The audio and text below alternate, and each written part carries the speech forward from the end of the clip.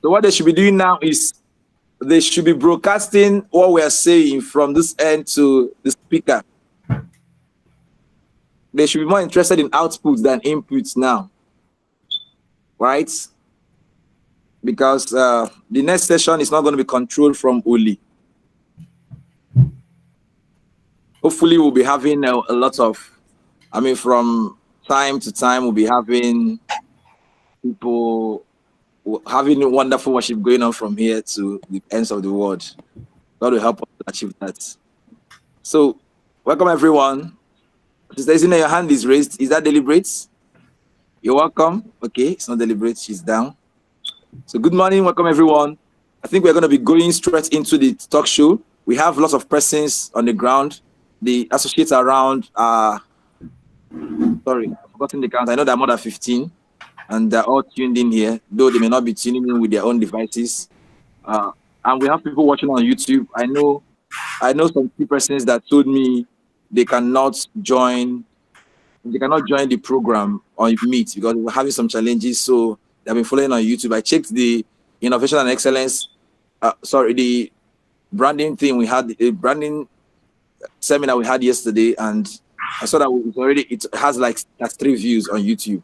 That means that people are really following this. So that's 3 views on YouTube, then plus all the views on Google Meets, and then on Facebook. Though Facebook truncates us once in a while, but it shows that we're having people are really following. Though they can be quiet and stuff, but we know that things are happening. So I've already taken 5 minutes into them, but believe me that anytime we take, we're still going to balance it up with whatever it is that they need. They have a time for this, and we will give it to them. Instead, to just chop into our short break time a little. We normally use those short break for training sessions in school here. The AD is around. Bro James is an area director, so he does a lot of training for them. Yeah, that's one of the reasons why we had to make him come. And thank you guys for making it happen. It's because of your donation that he was able to come here. So thank you. We are grateful. And so please, we're going to be going straight into the next session. I'm going to be giving the microphone to Brawando, but before then, I think he would like me to introduce the panelists. So I'm going to be sharing my screen while I introduce the panelists.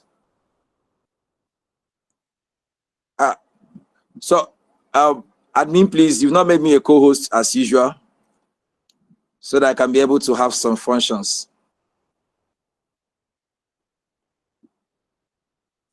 Okay, till they make me co-host, I'll be going on.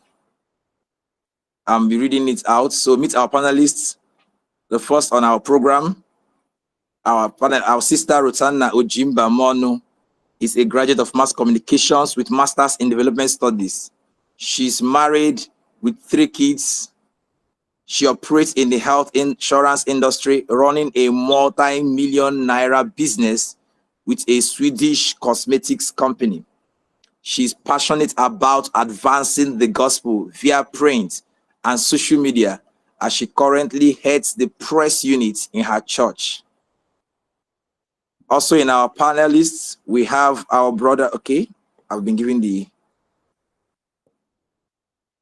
rights, okay. Also in our panelists, we have our brother Henry Ophili.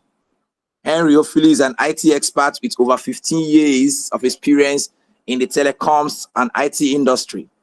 He holds a master's degree in information technology business at Heriot-Watt University and was an assistant lecturer for information project management at Heriot-Watt University, UK. Sorry. He's the founder and MD CEO of Technology Resource Solutions Limited, a telecommunications service provider currently managing telecoms operators like Airtel, 9Mobile, and MTN, with staff strength of over 100 members working for the company across 36 states. Apart from being a businessman, Henry Ophili is also an evangelist and preacher of God's word. Also in our panelists, we have our brother Emmanuel Okonkwo, a senior security architect at Pivot Tree. with over 10 years of experience in the IT and cybersecurity industry.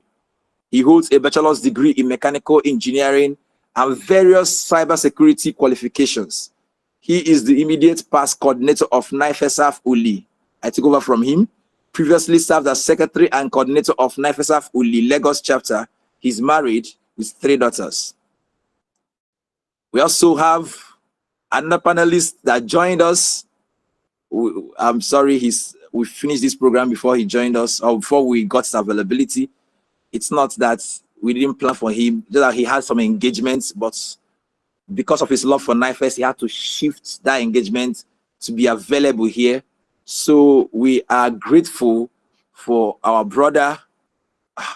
Sorry, where his picture is right now. If I go to get it, it's going to it's going to spoil this. Please, please forgive me. I'm in this place without my laptop, so I was not able to do the work and put it in this program. So our brother, Dr. Thaddeus Eze, was Bible study coordinator in this prestigious fellowship, and he's a consultant for one of the biggest cybersecurity firms in the world. That's what I love to call it, Airbus. And he's also a visiting lecturer in a prestigious university in the UK. We have our panel host, Dr. Wanbike. Well, we already know him. He was introduced yesterday, and we know that he walks his talk. So, but let me just go ahead and say that he's a seasoned marketing communications expert with over 16 years experience in the field. He's an astute communicator, and he has spanned across 4 distinct industries where he has showcased his adaptability and versatility. His current employment is as the marketing head of Nigerian arm of a multinational medical diagnostics company. In addition to his marketing expertise, he's a corporate training and business strategy consultant, a relationship coach, and a podcast host and an author. He holds a PhD in communication and was the NIFES group president on campus, a final year coordinator, and chairman. I call him the apostolic grace holder of this house. Dr. Ike is a husband of 1 wife and a father. So NIFES, please, with a virtual emoji of claps and love and all the things that follow them, can we please welcome our panelists as I hand over the microphone to our brother, Dr. Wandu. Thank you, sir. Take over. Thank you, KC. And good morning, everyone. Thank you for joining this session this morning. It's a privilege once again to be able to share with you alongside my brothers and my sister, whom God has chosen to bless our lives today. We will go straight into the business of the day. We have already done, Casey has done the introduction, and we give God the glory for what he's doing in the life of all our brethren and through us. So this morning, we are talking innovation and excellence. I know the title that you have on your program is the art of innovation and excellence. However, in order to properly contextualize the conversation, have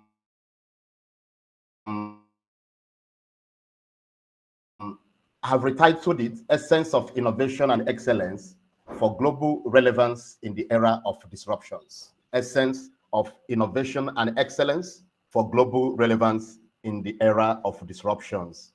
Okay, because we are discussing global relevance in this convention, and our world is going through disruptions. The fact is that the world has changed. Our world has changed. And you cannot say otherwise, except you've not been part of this world since 2020. In the Christian parlance, we call it the end times. In the business world, we call it disruptions. But the bottom line is that the world has changed. And like I said yesterday, Jesus is the greatest brand that ever lived. And you know, Jesus acknowledged that there will be disruptions. In Matthew 24, he gave a very long sermon discussing disruptions and the things to be expected and the things that should be done.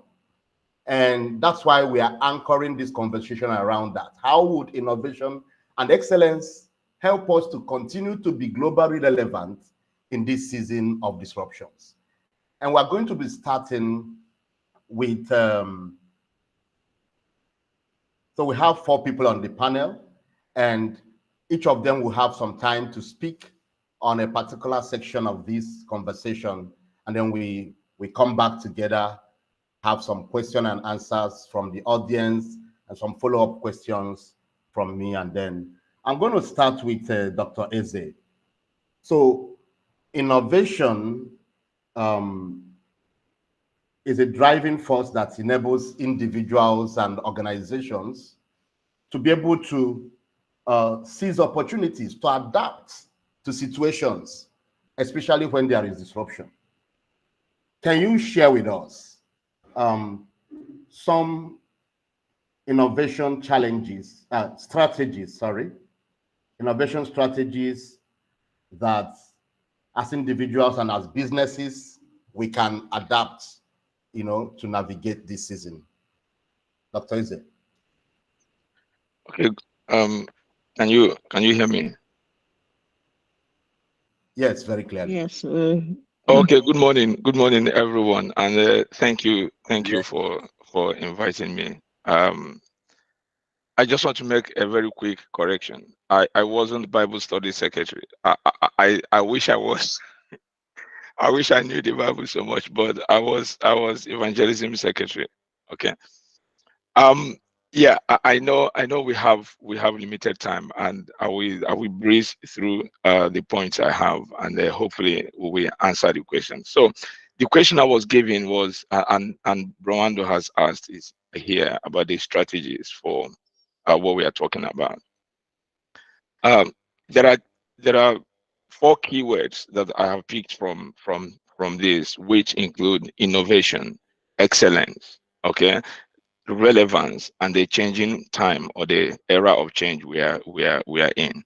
And if I bring all that together, so the question I'm asking in my mind is, or the statement is, for you to be relevant in this changing world, okay, you need to be able to be relevant to what is happening.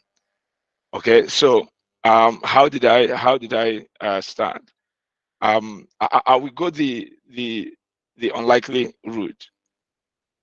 I started by asking ChatGPT.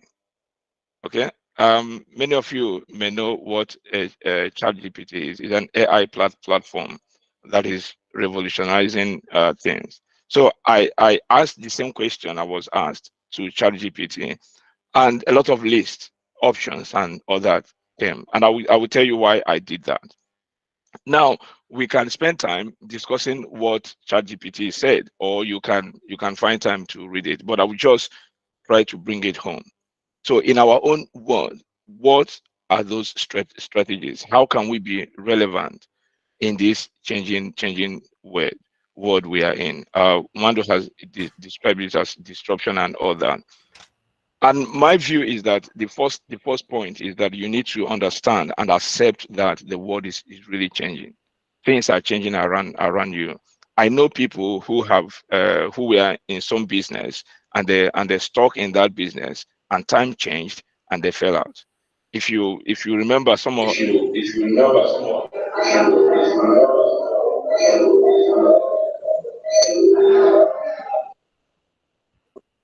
Okay, thank you very much. So if you remember, some of us knew when there was this shops where you go and rent videos, films to go and watch, and you return them. People used to sell CDs, sell films in cassettes and all that. But time changed, and those people who had those businesses, they had to adapt and change with time. But those who didn't fell out of business. And so what do you do? How do we respond to be relevant in the world we are in? The first point for me here is find a specific area or need. I know a lot has been said, over this conference. I took time to watch the message by I think Chibuzo yesterday or thereabout, and he covered quite a lot. But find a need. Okay, it is good to be master of all trade, or to be everywhere and do everything. But what is it, that one thing you can be good in? Start there and be good in that specific thing first, and then begin there to expand. The second point is investing in yourself, investing to develop yourself. Um, I would love that everything is free, but unfortunately, not everything is free, and nothing really is free in this life except what God has given us freely. Okay, you need to invest in developing yourself. You need to upskill. What are those skills that you need? What are those things that can make you reposition yourself in this evolving time, so that you can be relevant? Find that and upskill yourself. Now embrace technology, and this is why I mentioned ChatGPT. A lot of tools are out there. Sometimes you don't need to reinvent the wheel. Okay, things are out there. Use the tools, use technology, use the tools that are out there. um Emma, sorry, but I would like to use your example here. Emma has told a story of how, when he was in Lagos, he was working for one communication company, but then he found some tools that he could use to he could uh, couple things together and provided services to many companies. Okay, and was able to provide services to many companies, and that business was huge. Although, long story short, he had to move, and that opportunity was still there. So embracing technology will allow you to lay your hands on resources that are freely available, and knowing how to bring these technologies or these tools together to serve a particular need will make you stay relevant. So I've talked about finding a need to meet. Okay, there are problems everywhere needing solution. Find one, try to train yourself, develop yourself in that area, and then find the relevant tools that can help you to be relevant in that particular area. What about networking? You cannot do alone. You cannot walk alone. There are people that might have like interest. Okay, I bring Emma again. We do have long conversations from time to time. We call on phone, and I can tell you, he has introduced me to so many tools that I use today, and I've also introduced him to some. I hope so.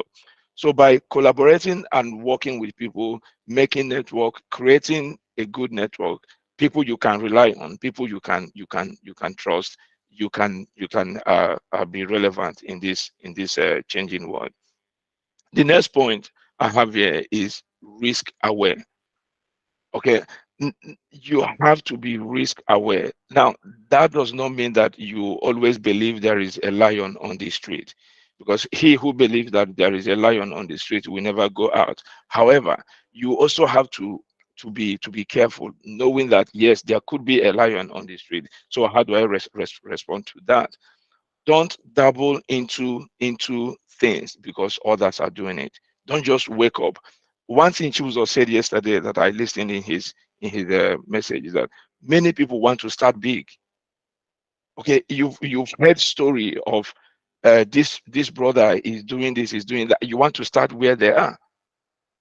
A quick story. I read an article by the alumni of the university.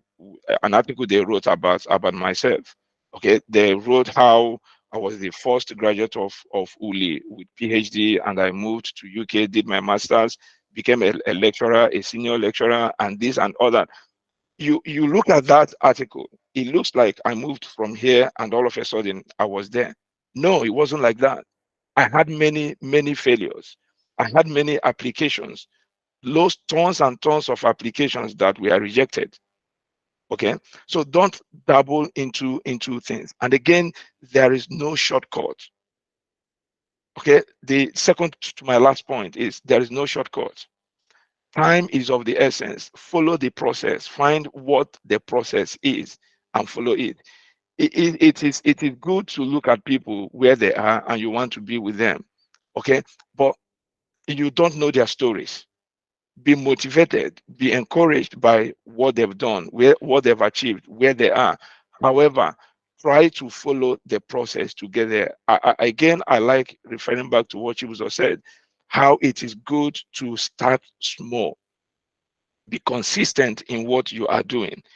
There will be times you want to fail, you want to quit, but being consistent will help. And again, my last point here, okay, is finally, you must bring the currency that we have as Christians. And the currency that we have, many people don't have, is that trust, that reliability. Can somebody rely on you? Can somebody trust you?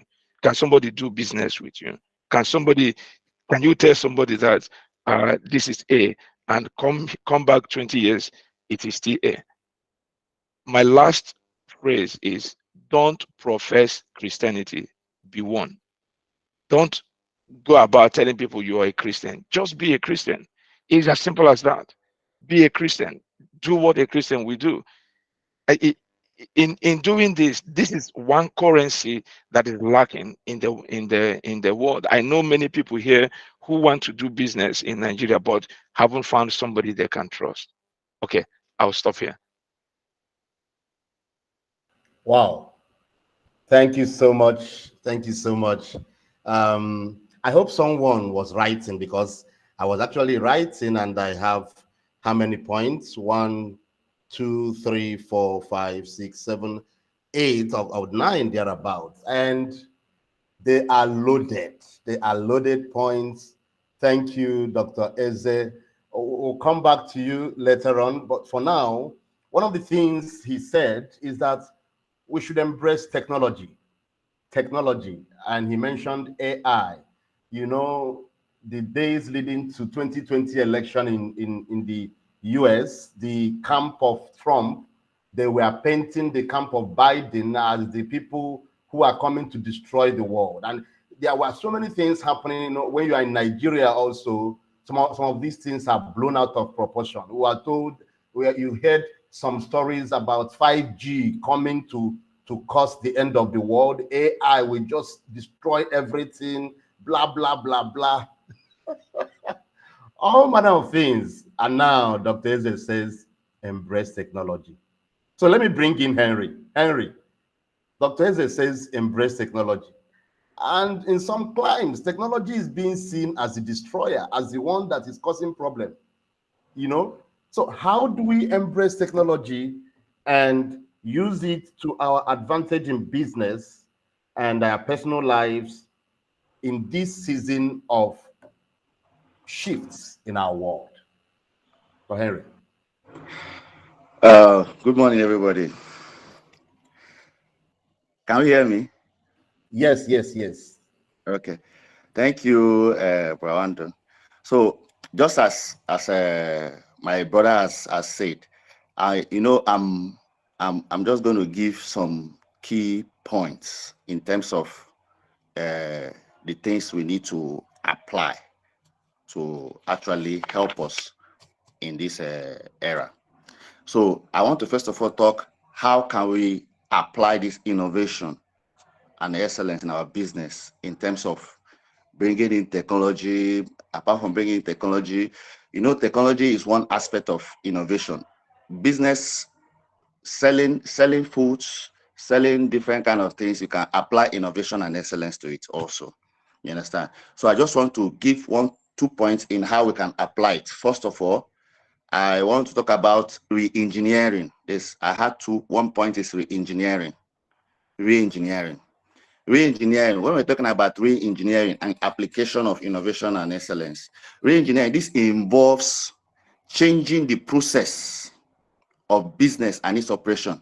Changing the process of a business and its operation. Like now, we normally have cars moving on the road, but someone came in and brought in boats and brought in an app where you can stay in your house instead of sitting down, going outside to look for a car. You can stay in your home and use an app, which is application of the technology to make it easy. So that is re-engineering. So we as a Christian, we need to start thinking in the gap. You understand? How can we re-engineer a process that is already existing? That is applying innovation to an existing solution. We call it re-engineering. We are re-engineering the process. So because even these days now, you can even stay in your house and order for food by using an app. He said something about ChatGPT. This is also a process of re-engineering. You understand? A process that is existing. So one of the applications in applying innovation into our businesses is re-engineering. So another application that we apply into our business is called refining. Refining. How can we apply innovation into our business? Another way of it is called refining. Refining, this involves mixing the products a lot more different from the usual products. It involves making the product a lot more different from the usual product. So you're refining the products. You understand? So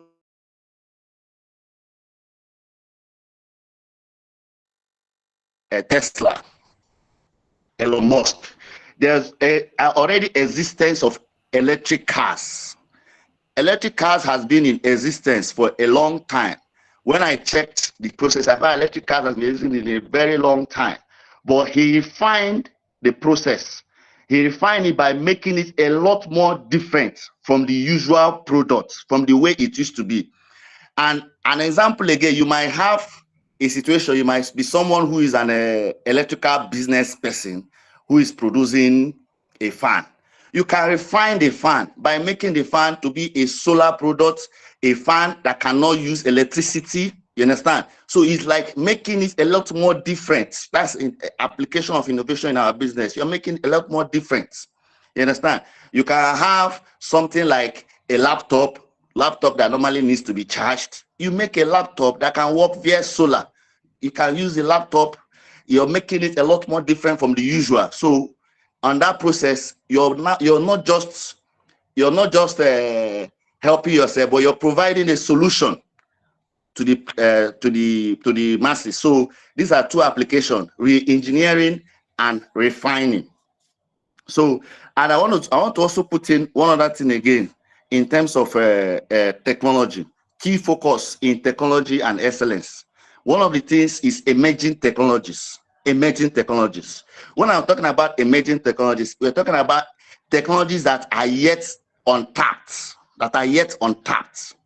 You understand? So he mentioned ChatGPT, which is AI, artificial intelligence, is highly untapped. It's an emerging technology.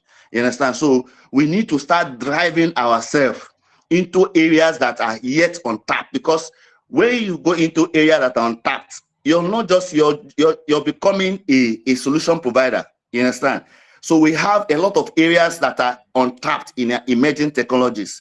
We have the voice assistant solution. You understand? You know, there's a solution these days. You don't even need to have a French interpreter or a Spanish interpreter. There's an app. You can just develop the app and put it on the desk. As the person is speaking French, the app is interpreting everything the person is speaking to you in English without having an interpreter. You understand? It's a voice assistant solution. These are things that are yet untapped. We have quantum computer. You understand? Quantum computing. Quantum computing is another area that is very much untapped. This is more like producing a high performance computers, you understand, that can do things simultaneously. You know, we have computers that you can do things in a section. Our modern computers today, you can do things from one, open one, but these computers can actually do things simultaneously. It can read different books in a library simultaneously. That is quantum computing. You understand? So we have areas that are still yet untapped in emerging technologies. We have blockchain technology. Blockchain technology is yet untapped. You understand? But it's something that people are putting in, but it's not yet tapped. So these are areas. We have Internet of Things. We have virtual realities. There are a lot of technologies that are yet untapped, which we as Christians need to start diving in, because these are areas that before people were thinking we have made our ways in terms of the technology. So, and One thing again I want to add is, what are the attributes of an innovator? What are the attributes of an innovator? When you say someone is an innovator in terms of technology or in terms of anything, what are the attributes? What are the things you use to recognize an innovator? One, creativity. Creativity. You must have a creative mind for you to be able to refine or engineer a particular product, for you to be able to apply these emerging technologies into your business, apply different of these emerging technology into your business to be able to refine it and re-engineer it. You must have creativity. Another area is you must be a solution provider. You must not be someone who, another attribute is solution provider. Solution provider. So you must not be someone who is interested in yourself. You're interested in how you can be of help to the masses, how you can contribute to the people. Another attribute of an innovator is what? Passion and drive. Passion and drive. You cannot go into something you don't have passion on. So before you think of being an innovator, applying an innovation to your business or technology, you must look for an area where you have passion. Like we have our brother who lectured us last time. He had passion in the food industry, and he's applying different innovation in how he can spread those things. So go on the areas where you have passion and drive. You understand? These are things, attributes of an innovator. You understand? The other attribute of an innovator is excellence. Whatever you do, you must apply excellence in it. You must apply excellence, which is one of the key factors we're looking at today. So excellence, you are not going to do a shabby work, because people are expected to see things that can actually, that has some quality, that has some essence, that can drive them. You understand? So you must be an excellent minded person. You understand? So the last attributes of an innovator is focus. You understand? Focus. You must be focused, because if you are not focused, it's not possible for you to be able to refine or recreate something. So you must be focused in what you want to do. You must pick a particular area and say, okay, this is the emerging technology I want to apply to this. And you be focused, do research, good in-depth knowledge on it to grow in that aspect. You understand? So these are the key things. So the final conclusion I just want to say here is innovation. For innovation to be effective, excellence needs to be applied to drive the product to gain market acceptance. When I talk about market acceptance, you're producing a product, you have to look at the market perceptions. Is it going to be accepted? Is it something that people are looking at for? Is it something that is going to help the people? You need to do a proper market acceptance.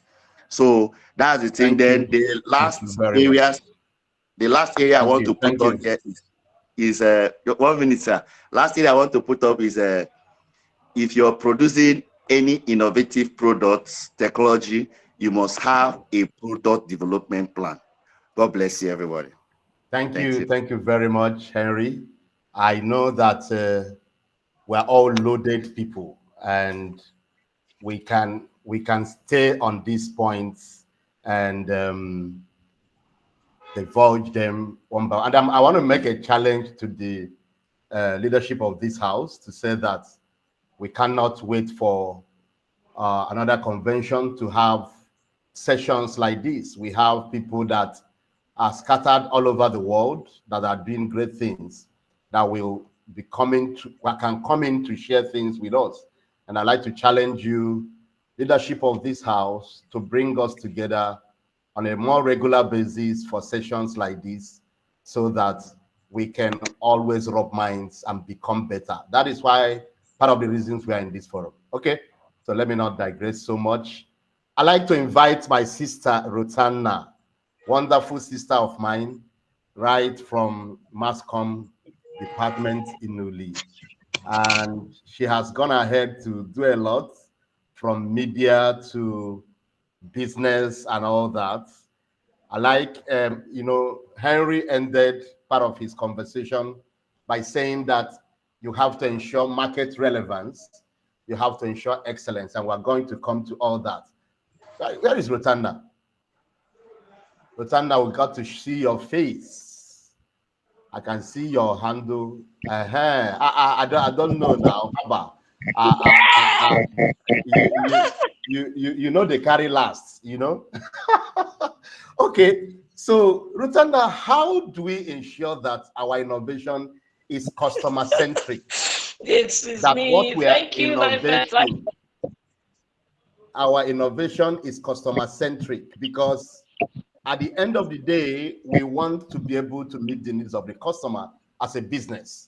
Okay, that we have wonderful ideas, we want to bring in something wonderful. How do we ensure that the customer wants what we want to bring in, and that is what the customer will enjoy? Thank you. Okay, so good morning, NIFES. Thank you very much for this wonderful opportunity. It's a great privilege, and I want to, start by responding to your question to say that what we are doing right now is customer centric, because everyone here is a customer of NIFES. And the innovation to use the digital communication to get every one of us participating. See Onyinye from UK, see Ima from Canada, and people from various places bringing us together is one of those innovations, because they have looked at what we need and then they found a way to do it. So I want to, applaud the committee for this fantastic job. Now, we live in a dynamic world where customers need to see constant changes, because a lot of things are happening right now and their expectations are very high. So one of the things that we have to do is to ensure that those expectations are being met. Doing business right now, literally speaking, is not easy. But if you want to make it easier for yourself, you have to look out for what are those things your customers are interested in. What do they want from you? What are they expecting from your brand? It's not just about having a good brand name, but it's also about dishing out the things that your customers will appreciate and they will love. As God will have it, I am in such industry, in cosmetics industry, whereby you have to produce products that are tailored towards meeting the needs of your clients. And when you don't meet the needs, you lose such customers, and you have to be trendy about it.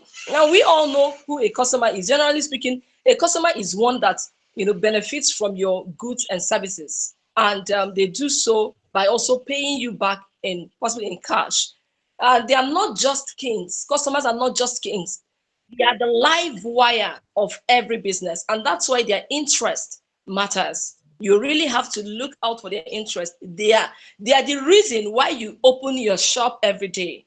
You are the reason why you are always out, always thinking of what next do I do. And therefore, you have to, look out for things that will interest them. Now, going into the this topic, innovations are things that you have to do, to redefine the process of getting things done for your customer. Now, one of the things is that when you're doing this for your customers, you have to look out for the need. That's the pain point. I'll prefer to replace the word need to pain point, because when you look at it as a pain point, it endears you to your customer. It gets you closer to your customer, because at this point, if somebody is in need, that thing is paining the person, and that's why you have to find out what are their pain points, and you have to do this with a sense of service and urgency. You have to really act fast. Now, customer centric starts by focusing on what the customer needs, and by that way, the way they interact with your business. It is also a powerful driving force for you to succeed in any business you are doing. Now, I would like to highlight some types of innovations that we need to take note of in our business. But before I go into that, I also want to let us know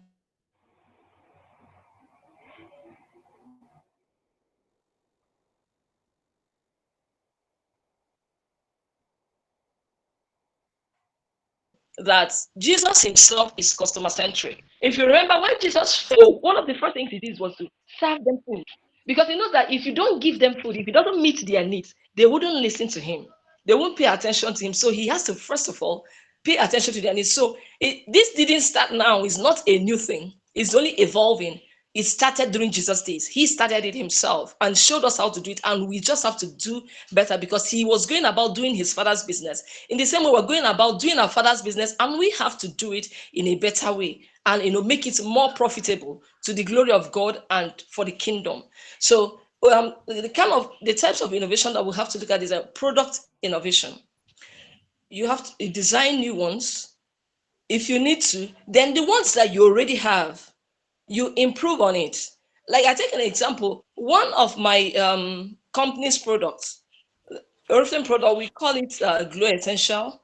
When there was a time people were complaining, they said this particular product is getting people dark. We're getting the feedback. We talked to the company about it, raising the complaints and everything. Finally the company came back and then they upgraded the product and made it better, that people use it now, and then it helps their skin to be better. So those are part of the things that helps you to stay in market, and now people buy that more. Then we also have to look at service innovation. How do you improve your services? Bro Henry just mentioned the taxi business. Now I can assure you that if any of us here, with the degree we have acquired and every other knowledge we have, if you're a taxi person and you are still waiting for people, you are just driving around town and then you're believing that somebody is going to stop you and then join your taxi, you must be wasting your time, because right now people are afraid of kidnappers, they're afraid of armed robbers, they're afraid of so many things. And using the Uber or Bolt innovation, like booking your taxis from the app, makes it easier and faster. So that's a very good service, fantastic service innovation. Then we have also process innovation. Now that brings us to TAT, your turnaround time. What does it take? Like there are some places that you go to buy something. Okay, there's a particular place I go to buy shop for things. Do you know what they do? If they give you receipts here, you move from receipt to meet a supervisor. The supervisor takes you there. You walk around to pick things. I mean, their place is so big. But there are places that you just go, instead of even doing that right on your phone, you place order for your groceries and then some other things that you want. You don't need to waste your time. You don't need to walk around, and do all that. So some delivery companies have even made this easier for people. Then we also have the technology innovation, like our brother earlier mentioned.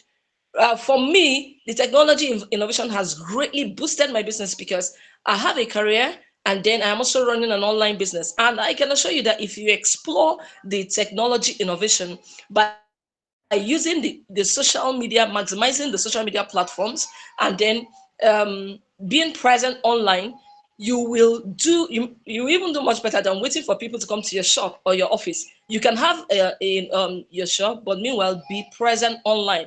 And we say that we're kingdom influencers. If we're kingdom influencers, we should go online and influence the world. Don't sit down in your room and then thinking that you're praying and you're studying and then you're not online, you're not using the technology innovations to reach out to people about Christ.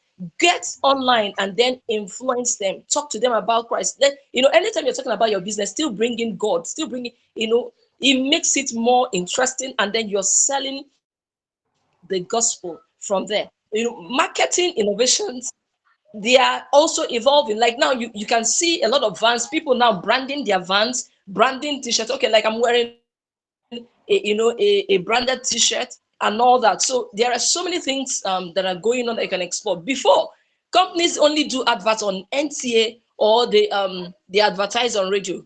But I can tell you that even radio and TV, they're losing markets to social media, because there are a lot of adverts that are going on right now on social media that are not on your TVs. So it makes it better. Now, what are the key concepts of customer innovation? Now, you have to understand the customer's pain point, like I earlier said, and that involves engage in active listening. Listen to your customer, pay attention to your customer. What do they want? What are they, even if a customer is shouting on you, you need to calm down. You don't have to shout back. Understand what they want, and then do a market research and a survey. Also find out what are the other people doing that you're not doing that you need to work on. show empathy. Of course, somebody is complaining to you about, oh, I'm sorry. All right, okay, work on it. Let's see what we can do about it. All right, so things like that gives the customer confidence, and then endears him or her to you. Then, get insight into their challenges and preferences is very, very important. Like I gave you an earlier example, concerning my company. Then co-creating solutions.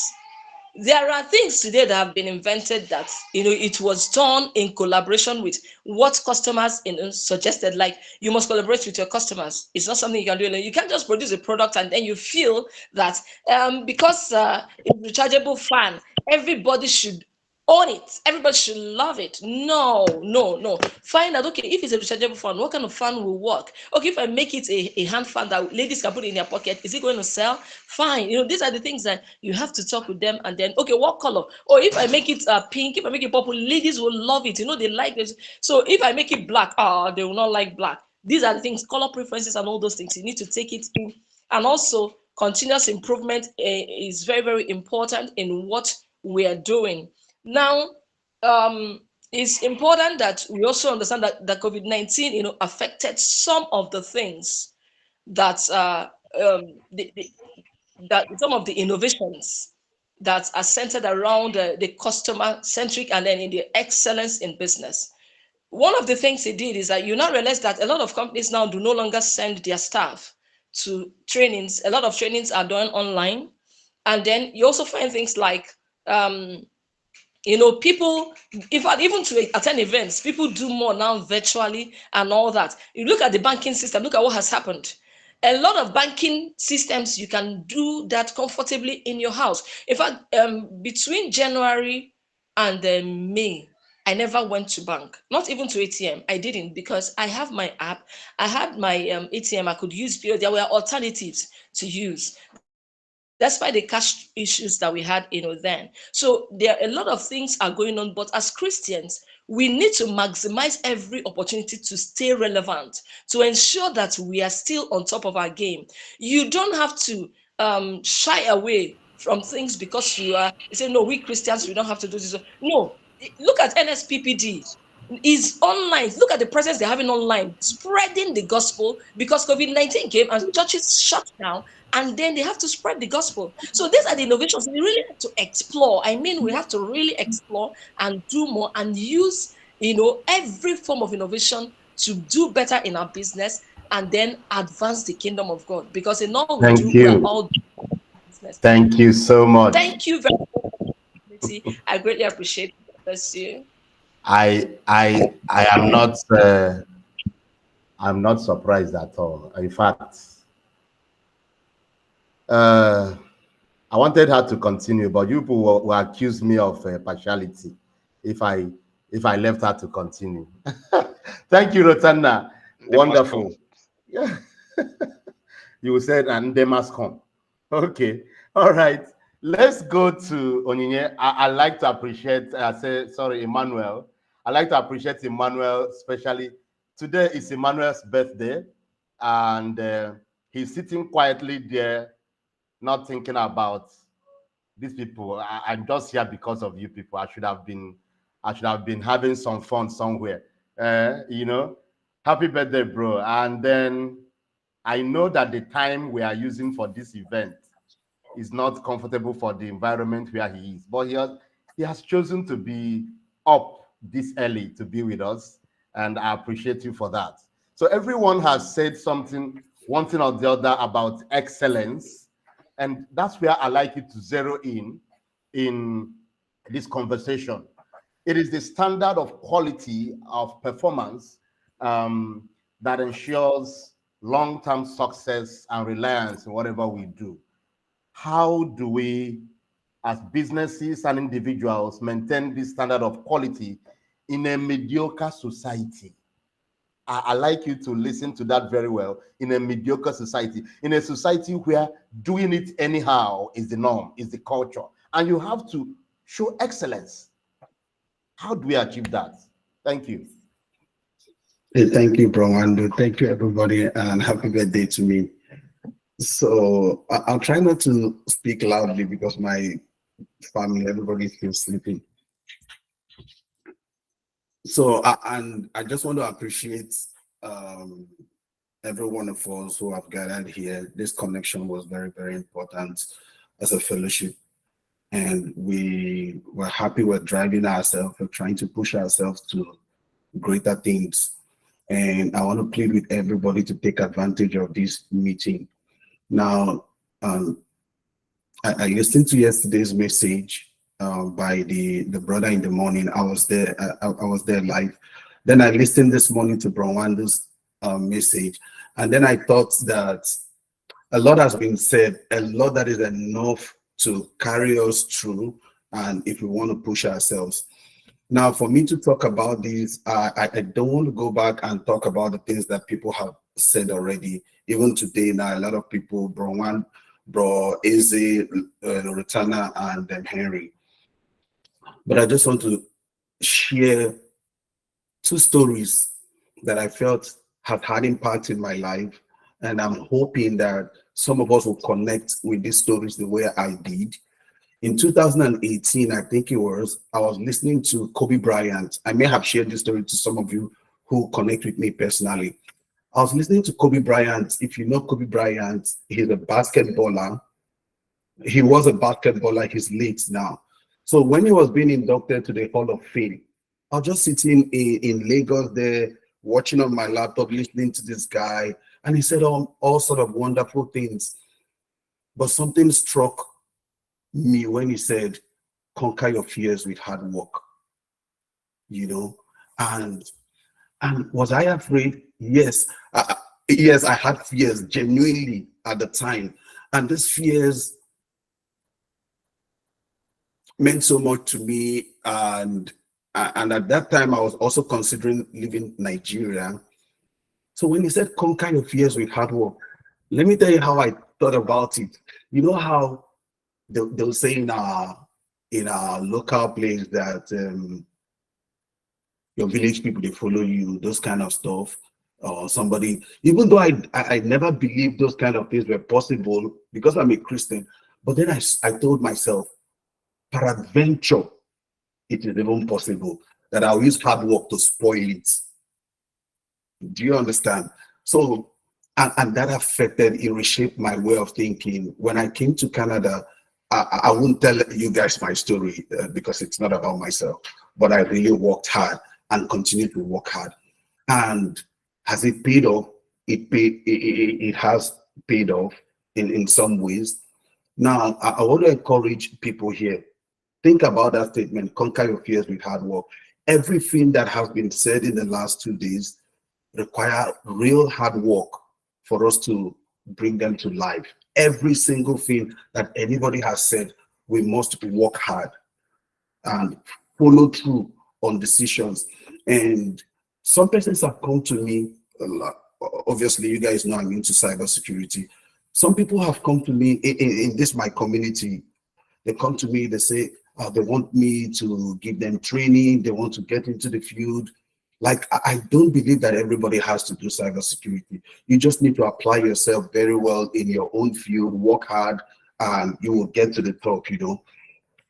So a lot of times, because if you don't attend to the person, people think, oh, you're probably making some money, you don't want us to partake of that and all those stuff.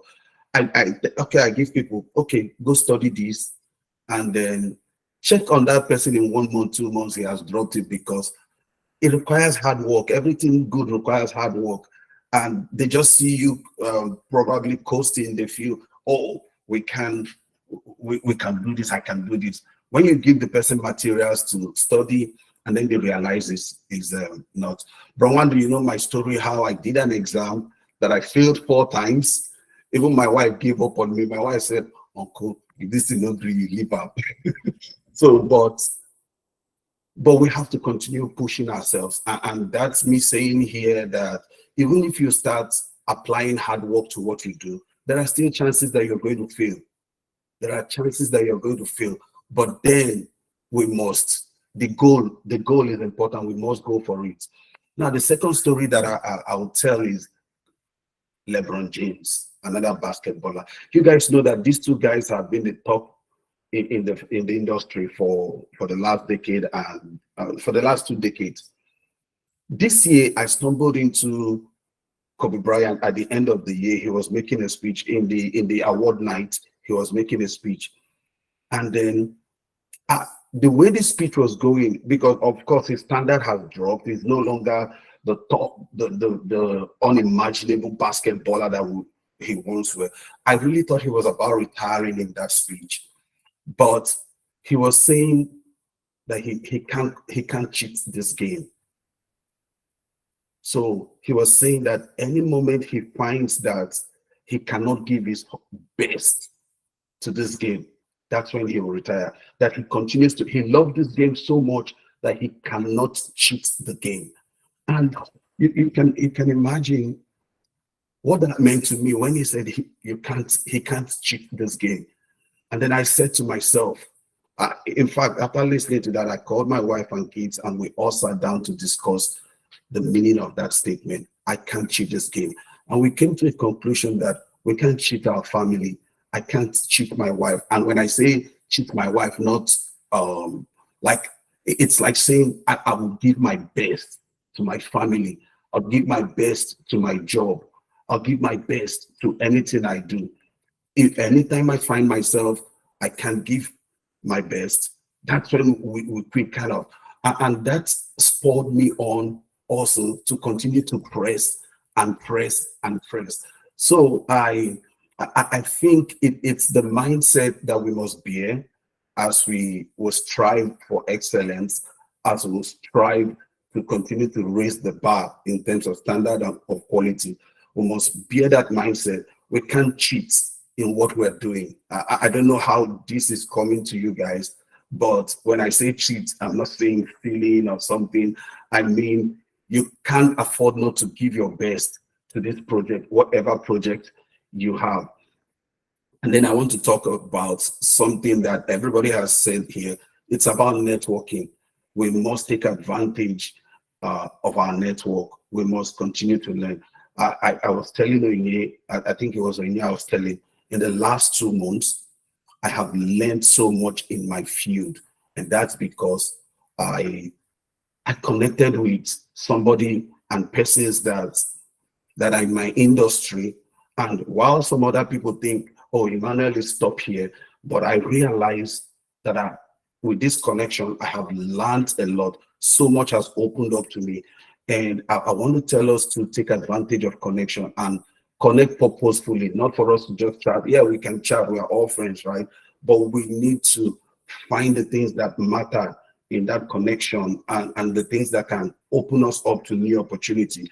A lot of people here have influenced me. I know I have done so to people. I give a story. A brother came to me, one of us here. He came to me, I think it was 2 years ago, and said he wanted to go. And if you're here, sorry I'm saying it, but I'm not going to mention it. And told me he needed fund to get into PhD program that he was about doing, and he doesn't have a job. And he explains to me how he borrowed money to do masters with the hope that he will get a job. And the next thing now he wants to borrow money to do PhD. And then I told him, who told you you must do PhD? I even regret somehow. I don't want to say, but the university is open on YouTube now for everybody to learn anything. Why do you don't have a job, or why do you want to go do PhD, you know? And bottom line is that I convinced him out of the PhD. We sat down together and looked for something for him to do. And by God's grace, he got something to do. In the next year, he called me and thanked me for not allowing him to go to PhD. Now he has a living. He earns his income and he's doing. So that was connection. And this brother in question was always hiding from this group. And this is to say, for those of you who continue to hide from this group, you never can tell the connection that you have. I tell people who reach out to me here that NIFES is like my blood, is my first family. And we must leverage this, start this connection here. And I'm not saying our connection should end here. It must go far and wide. I'd like to stop here because I don't want to restate what everybody has said already. Thank you.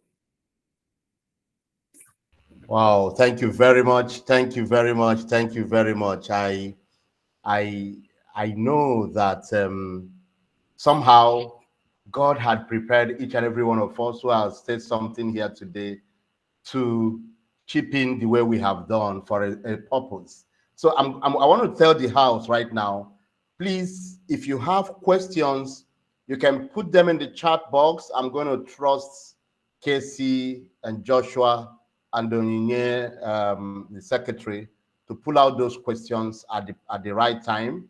I understand we've been given some more time, but I'm going back to the panelists now to, you know, give them some things to respond to briefly before we go into the question for by every other person. So something has been said here about don't be pulled. Okay, Emmanuel gave a classic example. Someone wanted to do a PhD and the person didn't have money and he wanted to do a PhD, he wants to borrow money to do masters, wants to borrow money to do a PhD. Oh my God.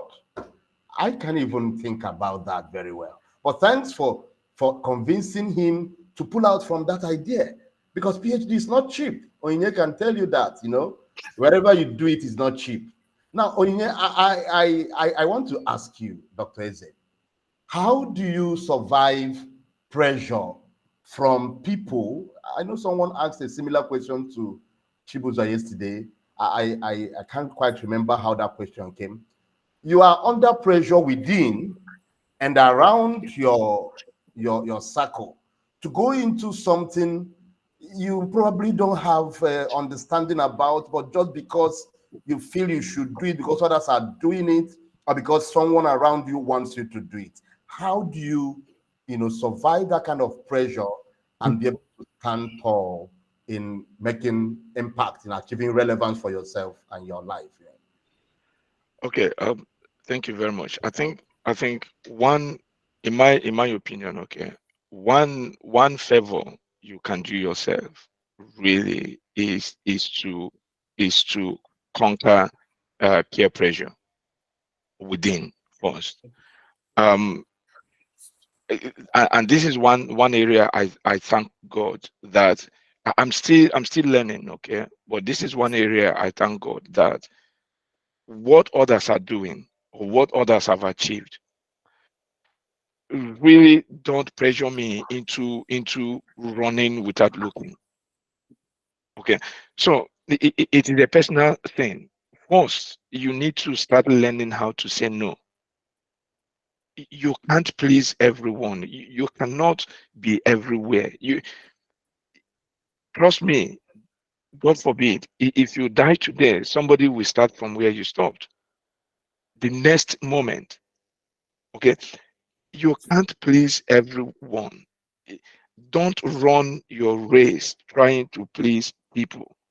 If you please this demand, the next minute another demand comes up. It changes. The goalpost keeps changing. So it starts within to sit yourself down and say, look, I am not competing with anyone. But ask yourself really, unless if you're in competition, then good luck. There's something one of our lecturers said before. Uh, I, it's funny that I'm using him, but because he wasn't a very good example to us. His name was, I think, Paul, Mr. Polo, we call him Polo. He said, he gave us the impression that Eben Wokeruru, where a man got to, his fellow man will get there one day. So just take your time. There is no competition, really. I don't know how to say it, but practical things. Now, one is you really have to pray about it, okay? But then it doesn't end in spiritualizing it. Take practical steps. Sit yourself down. Tell yourself that you cannot please everyone. You cannot always say yes. Learn how to say no when you can and when you cannot. When people have demands of you, I know it will feel bad when you are not able to meet that demand, but tell them the truth and do what you can. Okay? disabuse this from your mind or remove it from your mind that you're in any competition with anyone. Once you try to deal with that, you begin to free yourself up to do the things that really matter to you. You can't run because everyone is running. The story Matt told about the PhD shows that not everything is for you. There are people that may need to borrow money to do PhD. There are people that it doesn't make sense to do that.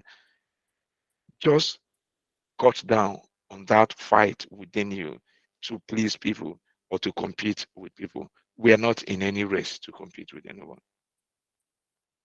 Thank you so much. We are not in any race of competition with anyone. Just face your side, play on your track, and you'll be fine. So, Henry, you've been playing on your track in business in Nigeria.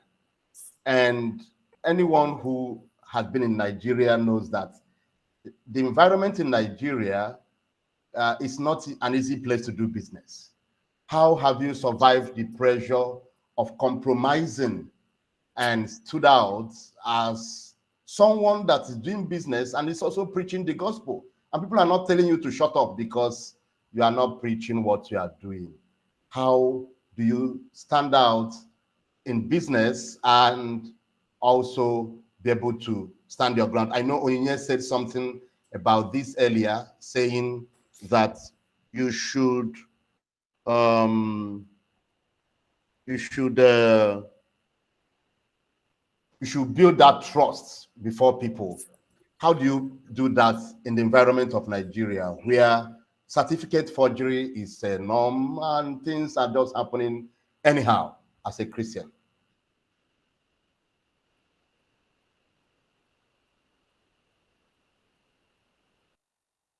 Henry, you are muted.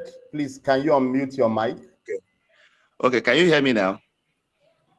Yes. Okay. Just like what my brother said, that we are not in competition and we should try as much as possible not to be in pressure. For me, what in this business world where corruption is a norm, I try as much as possible to stand my ground on integrity and honesty in whatever I am doing in the business. We understand that corruption is a norm now in the situation whereby in a business, before you to get a business, you might need to bribe somebody or you need to pay some kind of bribe, which has actually made us to actually, one thing again I did was, I now deviate my concept of business to a particular target audience, you understand, that will require excellence in terms of delivery. So I want to give one experience that I had as an example so we can learn from it in my business. When I started my company, I got my first contract, and in that contract, the dollar rate for the product I was trying to supply was 360. But at the point the contract was approved, in my hand, dollar was like 500 to 600 then. And they want me to supply the same product. So there are other companies who took that particular contract document, and they all supply, instead of them to supply from American products, they all supplied from China because they are trying to beat the dollar rate and use Chinese products. But what I did was I took the contracts that was given to me, I took it back to the company. I returned the contracts. When the company saw me, man, why are you returning a contract that it took you almost 6 months to bid for this job, and there are several people that bid on this job, and you're returning the contract? I said, sir, that I am returning this contract because what is approved cannot buy the same quality of products that you require. And I wouldn't want to cut corners. That if you have anyone who will do the job at this rate, you can give it to them. I'm not interested. Did you know the company, even the procurement director, they were all in shock.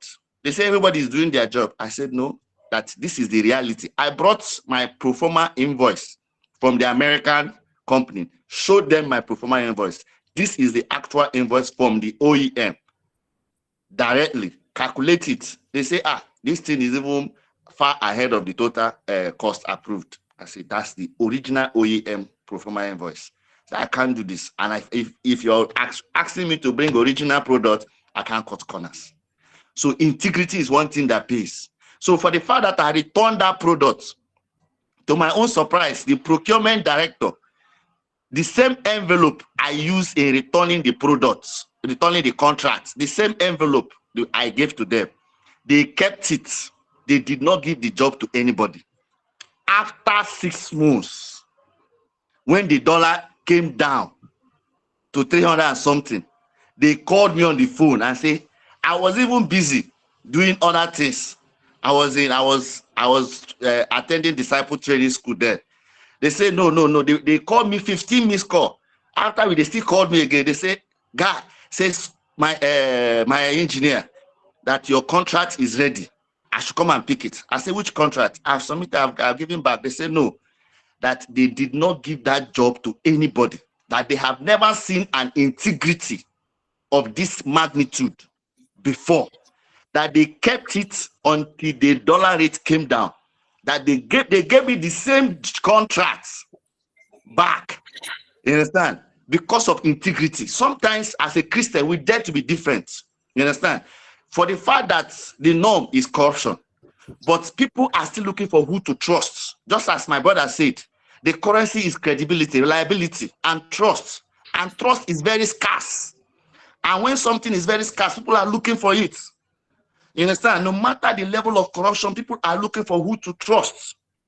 And when they look for who to trust, who they can give that into. So because of that essence of that Integrity Act, it made the company not just to trust my organization. We're a startup company as of then.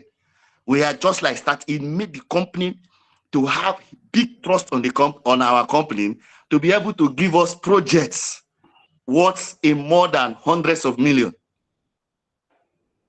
You understand? What's more than hundreds of millions? A lot. Thank Lot you. of Thank millions, you. because Thank they you. saw Wow. that reliability, that trust, that if we're giving this man, he's not going to cut corner, he's not going to breach the process. You understand? He's someone who is reliable in terms of providing quality products. Thank you. And Thank you someone so who much. all right. Thank you so much. You nailed it completely. Yeah, you nailed it, and I believe everyone on this platform has picked this. You got to be ready to lose something to win something. If you're not going to lose something, you might not win that trust. Okay. You know, while you shared this, I remember in my days in the North, I think it was even before I got to Lee, and I was doing one, you know, this person you are looking at here has done a lot of things. If there is a book, it will open, or you didn't know some of those old stories, you know. So I was doing what we call trade jobber those days in Kaduna. And so you carry product from a particular organization's warehouse, and then you go sell it to retailers. And then I had Muslims as my customers. In fact, the two that were very big business guys in that market, they were Muslims. And one of them called me and said I should bring products to him on a Sunday. I said, Alaji, I won't be able to. He said, no. If I don't bring it on Sunday, forget it. I said, oh, no problem. I will forget it now. What's happen?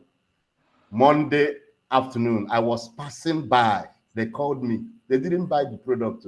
They said I should go and bring it. It's a, you know, there are some ways we just do something. We just say, oh, nobody will know. We just cover it and move on.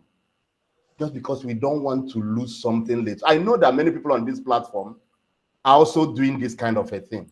Okay, so, but just to bring down the point that no matter how corrupt the environment is, you can still stand on excellence and stand out for Jesus. So talking about that, Rutanna, you have been dealing with customers directly. I'm coming back to customers issues again, because people who are starting businesses among us sometimes may have the challenge of knowing how to get to know how to meet the proper pain points of customers. That's something that Philip Kotler calls customer management, and he would say it is now beyond just having your contact, the contact list of your customers and be sending them message, but making them co-creators.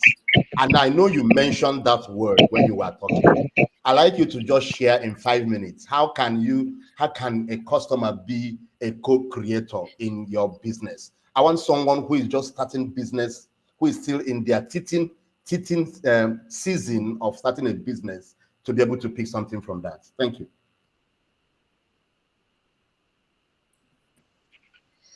All right. Thank you very much. Like I earlier mentioned, I'm into cosmetics and wellness industry business. And our customers are so important to us, and they are co-creators of what we're doing, because the products we have are centered around them. They are the number one users, and therefore we put them first.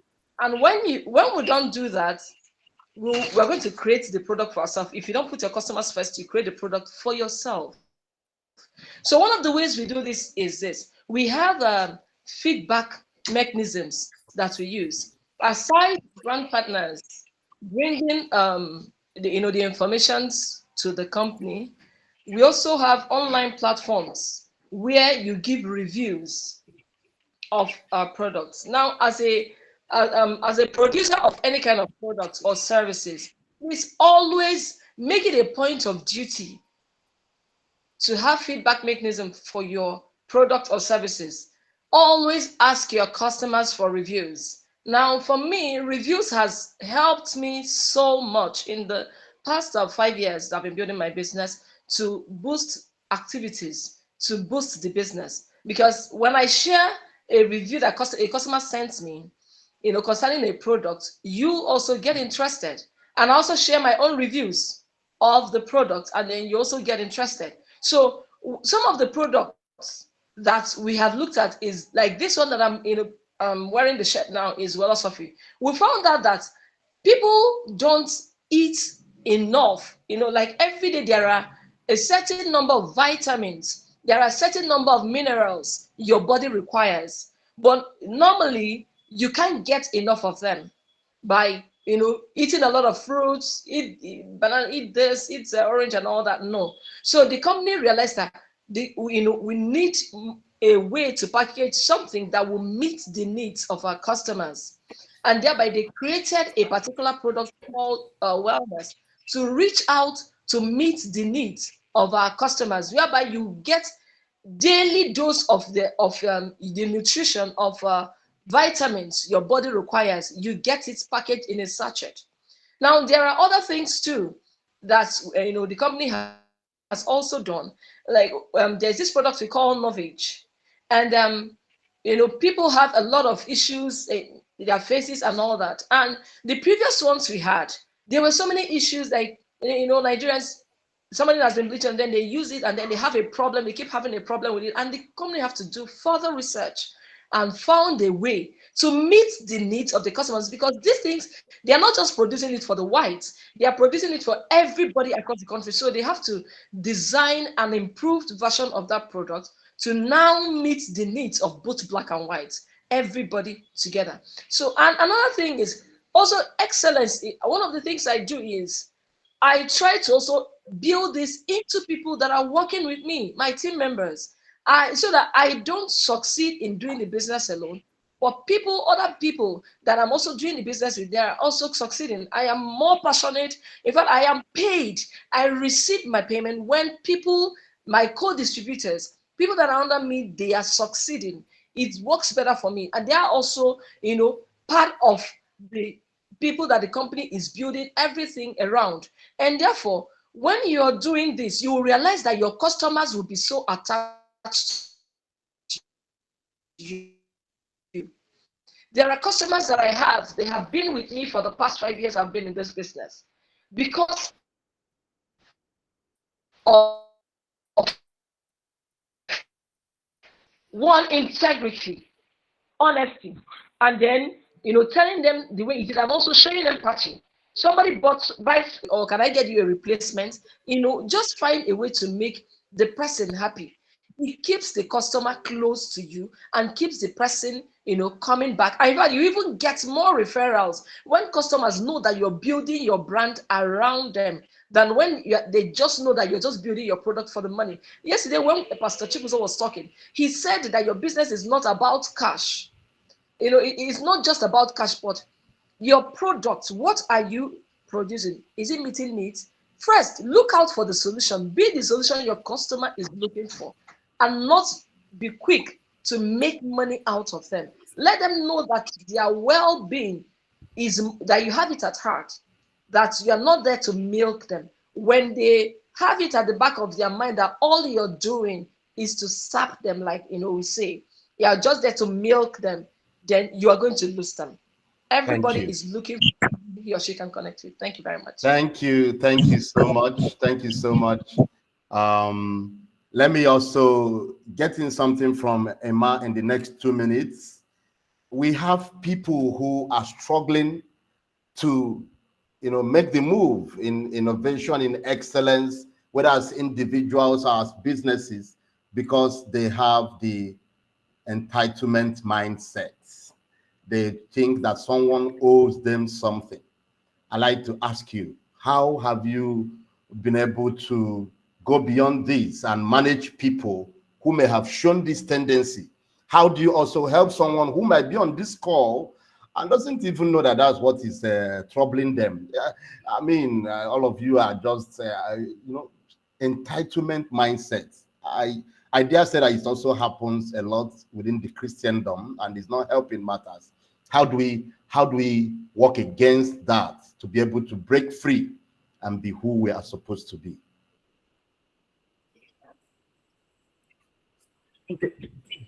Okay.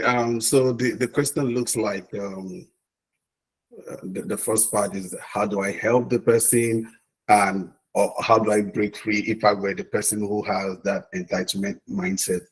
So I think around me, most of the things that I do is try to communicate with the person who wants to maybe venture into.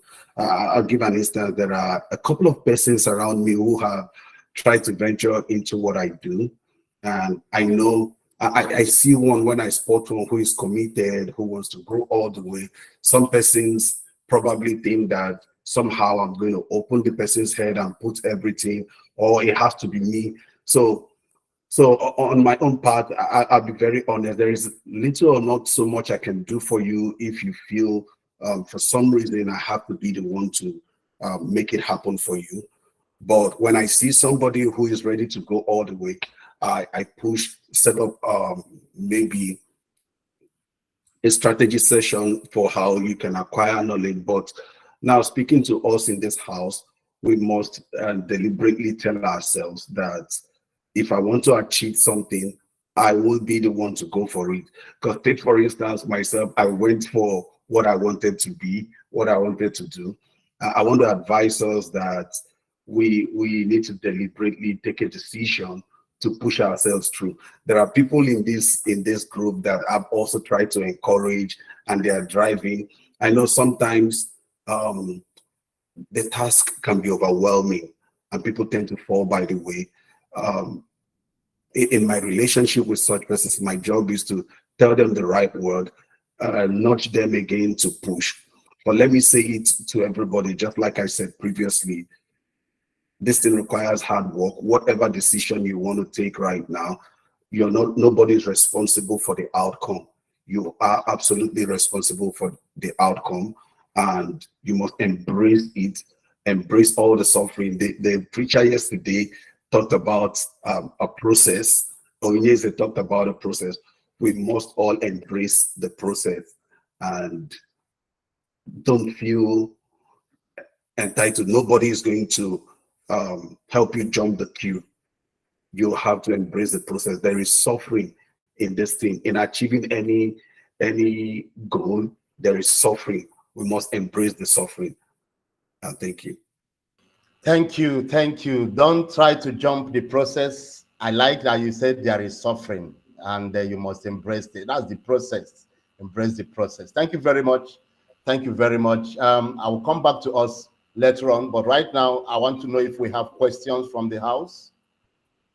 Do we have questions that people have put in, or you have someone who wants to open up and ask a question? I want to believe that this is getting to the people on ground in Uli.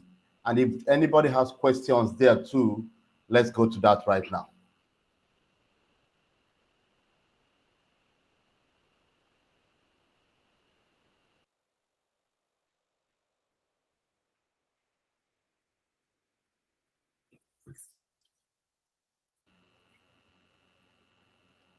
Casey, Joshua, Onyinye Secretary, do we have questions? You can raise your hand to ask a question. If you are on this platform, if someone is on ground at the hotel at Tuli, you can push their question forward also. Or else we begin to draw the conversation to a close.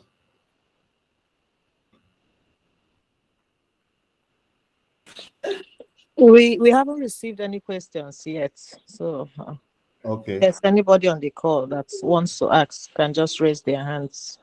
Okay, great. Thank you very much. So if anyone here wants to ask a question, you can just raise your hand. Okay, let me also say, if you want to make a contribution, you can also raise your hand and make that contribution. We have less than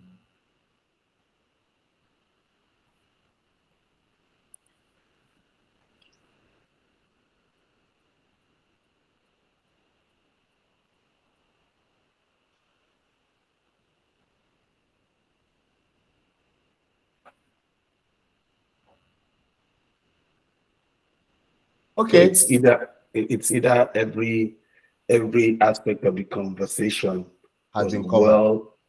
was well taken, or maybe some persons did not understand anything. So it's one of those it's either of the two. It's either of the two. It's always like that in some conversations. Yeah. Okay, but I want to drop one last question to all the panelists, and I would like you to chip in on that question in 60 seconds each.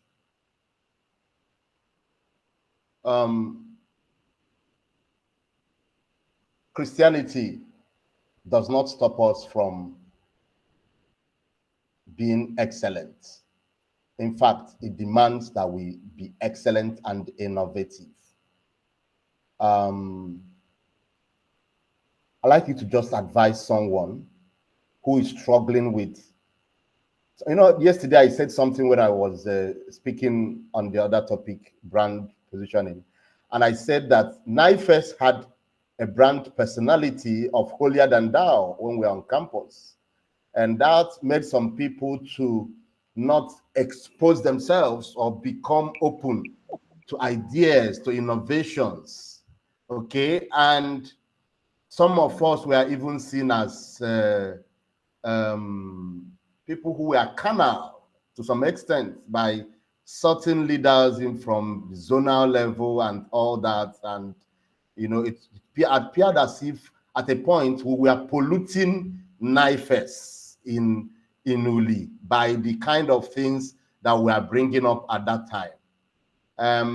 I don't know what may have changed or not changed in the fellowship as of now. I'd like you to speak to someone who may be struggling with shifting from that mindset of, if you become very open, you go into carnality. Let me start from you. What would you say to that? Because this is something someone needs to break free from to become innovative. I mean, if they invite you to a place where they sell artificial hair, for instance, and you say, God forbid, I cannot be part of this. And then you go back and you are praying and you are following NSPBDC or whatever they call the name, and you are casting and binding, and another person brings another innovative idea, and you are just struggling and struggling. How do you advise someone like that? We are all in NIFES. We are talking to ourselves now. Yeah. Okay. So Rwanda, I can write a book on this, but you want me to say it in 60 seconds. Yes, I, yes, I, yes. I will try my best. A man approached Jesus and asked him, Master, uh, what must I do to inherit the kingdom of God? Or maybe one of those questions. And Jesus turned and said to him in one of the versions, what does the scripture say, and how do you interpret it? Okay, that scripture, the first time I saw it, hasn't left me. Jesus asked, what did the scripture say? How do you interpret it? The first thing, or one of the best things you can do for yourself as a Christian, is read the Bible, understand the mind of God about a thing, and move on with it. Don't Yeah, we all believed at one point that sisters shouldn't wear earring and trousers, okay, and all that. But you have to break free from some of these things that don't really matter, that bring you down. And one thing I want to say, please, another 60 seconds, is this very important. Whereas you might think that it is easy for some of us to do what we did. I know that Emma studied mechanical engineering, if I'm not mistaken, but he is an expert in cybersecurity. I studied computer science, and I knew nothing about cybersecurity, but I had to switch. There is always this fear about shifting, doing something new. And it may not always be about your faith or what you think is righteous or spiritual and all that. We might use that as a cover sometimes to not do something, because down within us we know we are scared. Maybe we think we're not good enough. We think we cannot. I was telling my wife a story yesterday about how we did IT. We call it then, in NNPC Abuja. Myself and Hero, we are looking for where to do IT. And one day we saw NNPC, how mighty it was. Some of you who live in Abuja, or who know that place, we know. And we say to ourselves, people in this building do not have two heads. Can we not just enter and ask questions and all that? Long story short, we did our IT in NMPC without knowing anybody, because we overcame our fears and we entered. So you need to break free from fear. And again, know your God and what God is saying to you as a person. It will help you to deal with some of this noise. Thank you. Thank you. Rotana, let me come to you. Sister Rotana. That sounds Yeah, more like put that very well, oh. Put it. I like this question, but you're asking, Christianity does not stop us from being excellent and then innovative. It means that it doesn't, encourage mediocrity. If there's one thing that gives me joy in life is, when you hear something new, something that really happened, something that is thriving, and then they say the person is a Christian, is a child of God. It gives me so much joy, because we are supposed to be ahead, and other people should look up to us. The world should take a clue from us. They should imitate us. We are imitators of Christ, and therefore people should imitate us. So we should be able to stand out and excel in whatever industry we find ourselves. We don't have to limit ourselves, we don't have to be mediocres. See, when we were in school, I know, like, right now, some of the students here, especially we, the ladies, bore the brunt of the whole thing, because, like Onye said, it is you, the lady, that is not supposed to look good. You're not the one that is to wear trouser. This trouser thing, I suffered it, and then you're the one that is not your hair. You have to do this. It's so many confusion, so many things. But you see, when you have the Spirit of God in you, the Spirit of God will guide you into all truth and not doctrines. it will guide you into all truth and not doctrine. Yes, we have liberty for Christ, but we're not to misuse that liberty. In all we do, decency should be our watchword. Thank you very much. Lady, yes, Thank you sir. very This, much. Dr. Henry, I'm sorry, Dr. Wando. I also want to say, ladies, please, let's take it as a point of duty. Yes, you're in fellowship, you're in school, you have Christ, but make sure you look good, because one brother somewhere is eyeing you. They like good things, so forget where they come. They Yeah, he's like good looking things. at you very well. He wants to understand where you are going. Okay, great. Thank you very much. Henry, please, in 60 seconds, what do you have to say on this?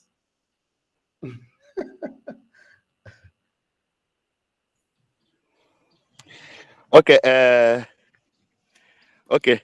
So I've just listened to both Broye and Rotana. So from this whole thing, there's something I want to add from what Broye said. You understand? These days, Christianity, a lot of us, we are not open-minded. You understand? We are just conceived by the doctrine we had passed long, and we keep revolving along that doctrine. We're not open-minded. You see, one thing I understand with this life is that every time as the gospel is evolving, God is also evolving. You understand?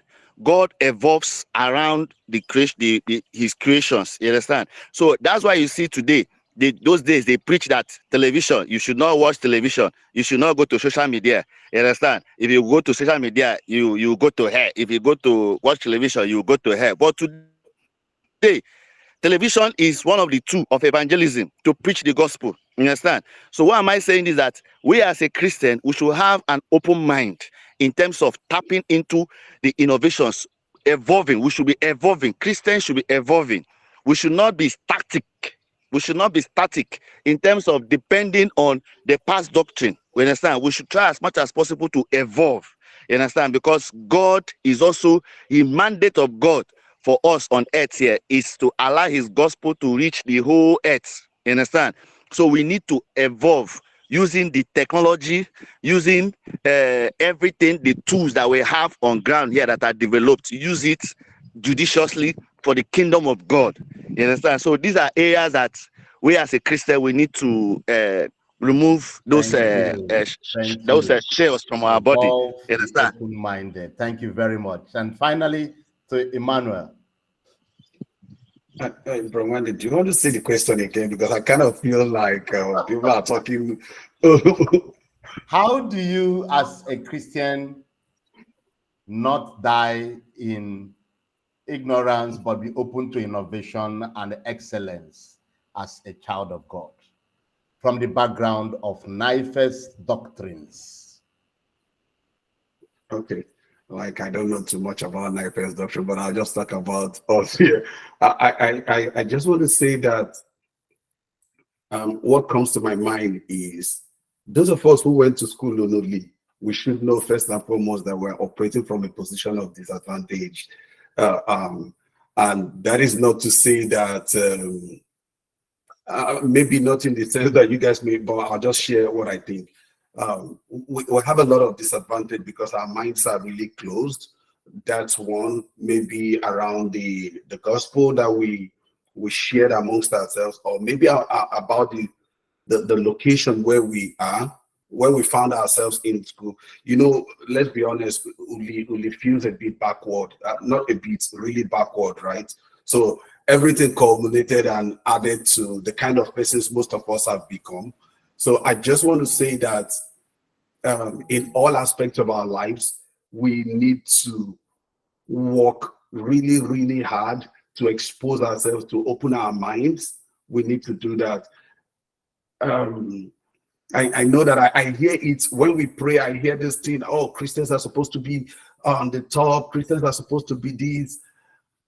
It's not an entitlement because you're a Christian that you have to be at the top. You understand? Just believe me. There's no entitlement that makes you, because you're a Christian, you have to be at the top.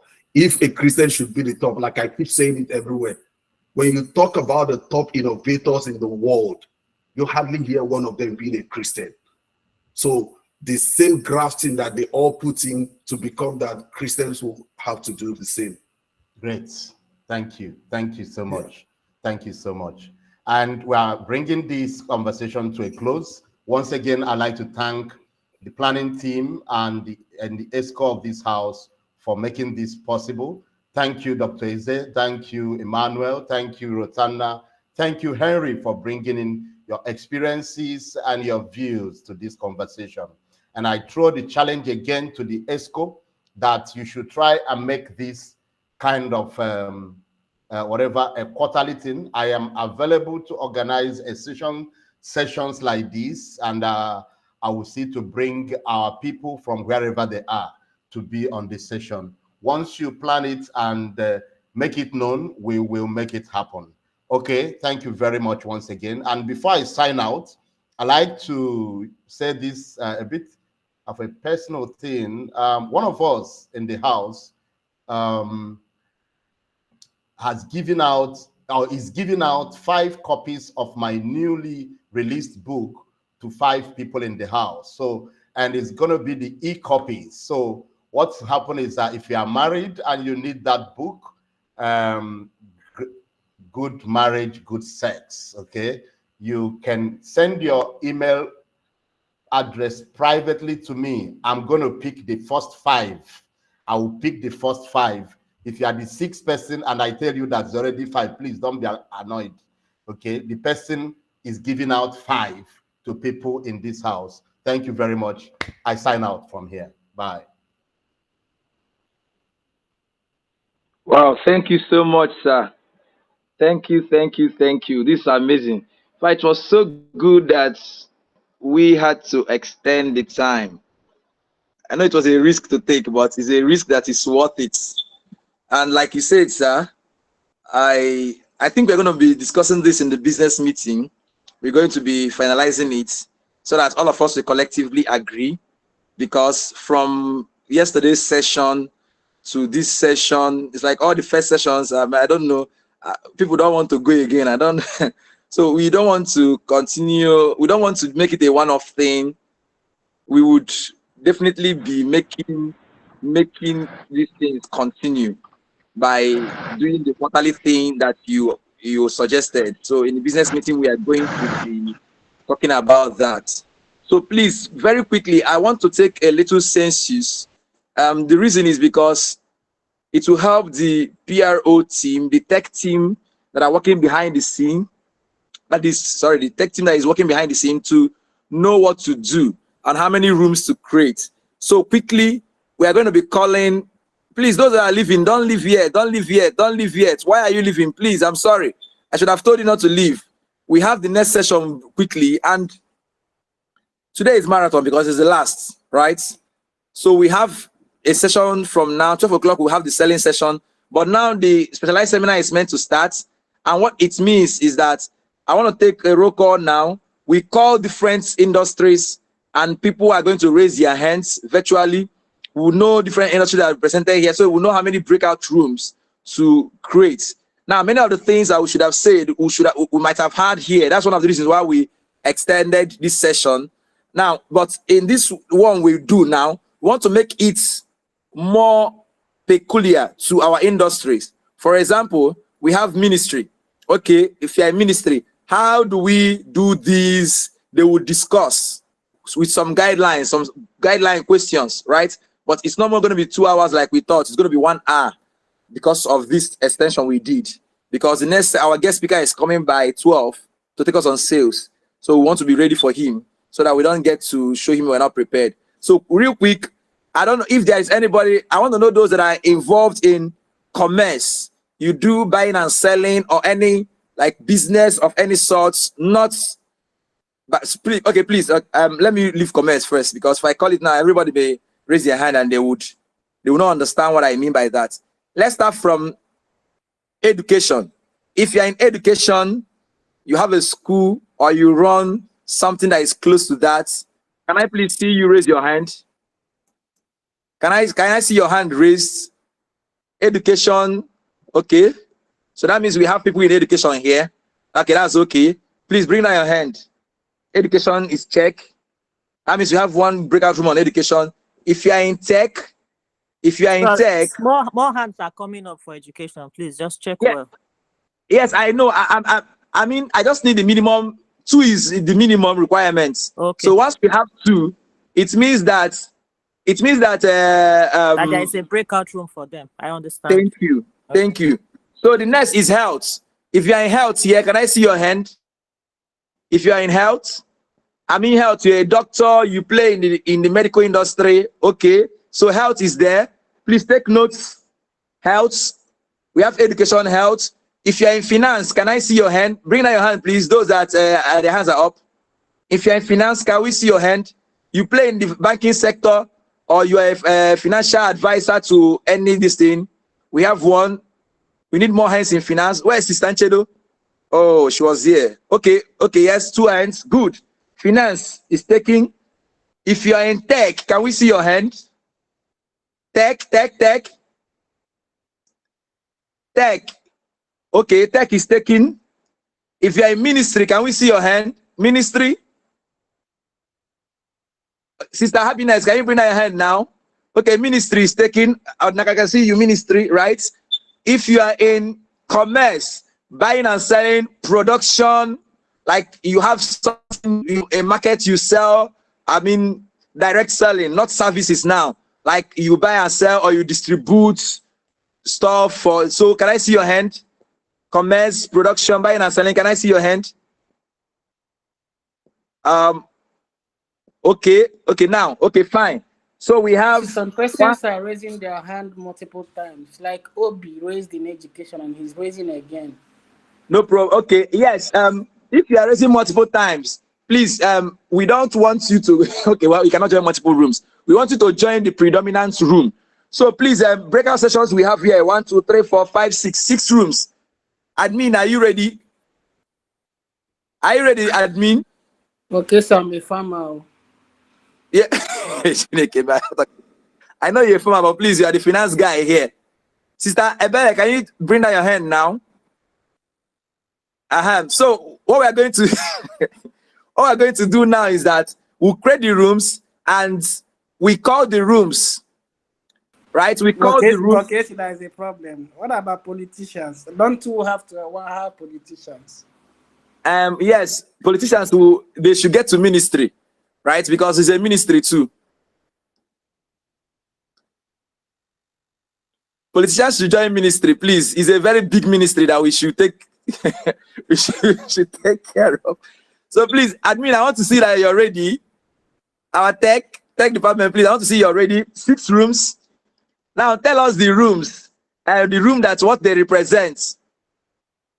Tell us the rooms and what they represent, so that people will start, so that people will be added to their rooms. Maybe people will just, and as people are coming, as people are joining us, we know the rooms. So like room, we have. How about? Sorry, I didn't hear you. How about what? Uche is asking how legal practitioners. Legal practitioners. Lawyers. Yes. Okay, sir. We talked about it, but I don't know. We needed a quorum to be able to form the breakout session. Like have more quorum. Project and anchor now. So let's know how many of them are here. Okay. Yes. Any legal something here? Please, can you raise your hand? Legal. Emanuela, bring down your hand, please. You're in health. Emanuela, you're in health. You just came. You don't understand. So it's only one person that is okay. It's only one person we have in legal. Broach, maybe if we have any one person join us, because the general room will be in existence. When people join, we ask them their niche. We could now contact you and create that one. Please. So for now, maybe you can join ministry. As a man of God, you are now. I see you going to programs every time. Thank you, sir. Okay, Tech, please. Are you ready with the breakout rooms? So that you tell us how it is going to work. People will start joining. Where are all our lawyer graduates? Can you call out the niches again? Okay, we have ministry, tech, education. Let me try and type them down. Okay.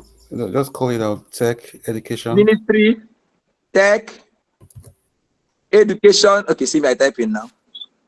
Education, health,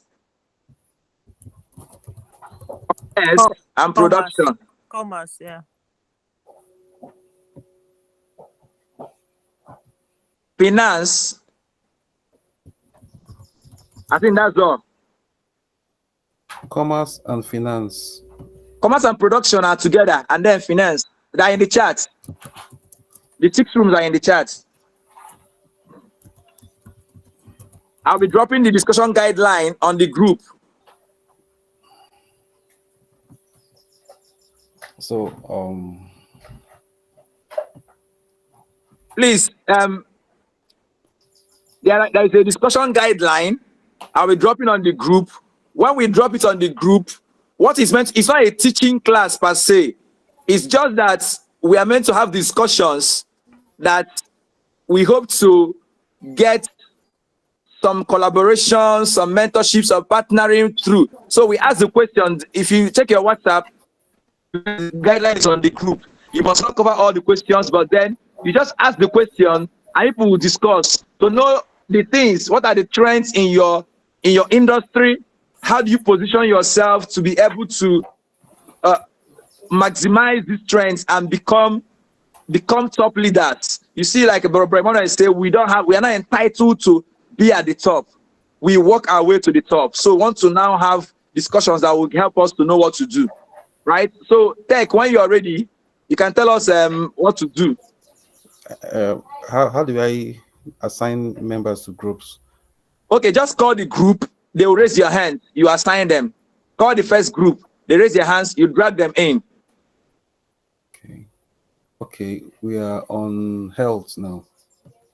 Health, please raise your hand. Okay. Emanuela, raise your hand. You are in health. If she doesn't raise her hand, she's not health. Please, that's Ugochukwu Emanuela. Drag her into health. Yeah. Please, we have just 5 minutes to do this, please. Yes, please. We have 5 minutes to do this, please, because Ministry. we must be back. Must be back 10:45. Sorry, 10:55. Ministry. I'm done with health. Ministry. 10:55 already, Bakesi. Sorry, 11:55. Forgive me. Ministry. Okay. Those in health, bring down your hands, please. I need. Okay, it's confusing right now. Okay. If you had raised your hand up, please, can you drop it? So help Because me you could drop your hand. You raised in health. Okay. Ministry. Ministry. We have Bro Paul. We have Bro Pascal. We have Bro Dinaka. These ones you're seeing, I'm calling their names. Adenira, Chijioke, or Dinaka, they are ministry.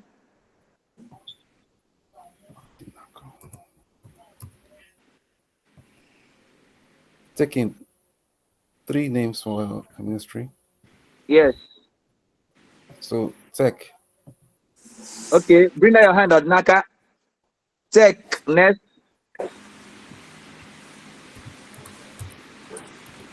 We have Sistoni, we have Brownie. And then the other people that are in tech that are in the hall, that are in the training, because right now, Bro James, AD, is taking the students on some trainings on DCG and evangelism. So I'll go and get some of them that are meant to be in health, especially in tech, in final year. I want them to be part of this. I didn't get the names now.